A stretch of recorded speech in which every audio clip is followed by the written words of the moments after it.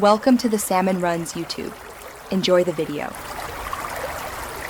In this video, I will explain how to connect your phone to a Dodge Dart. We'll cover the simple steps for pairing your device using Bluetooth, allowing for hands-free calls, and streaming your favorite music. Then, we'll explore connecting via USB for charging and accessing media.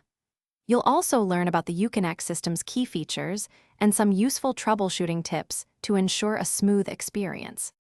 To connect your phone via Bluetooth, first make sure Bluetooth is enabled on your device and it's set to be discoverable.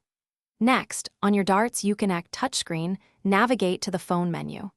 Select Pair Device, and the system will guide you through the pairing process. You'll see a 6-digit PIN appear on both your phone and the Uconnect screen. Confirm this number to complete the connection. Connecting your phone with a USB cable offers both charging and media access. Simply plug your device into the USB port, and your Dart can play audio files directly.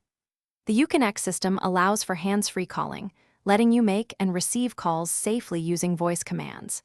You can also stream music, access navigation, and enjoy various entertainment features, all integrated seamlessly into your driving experience.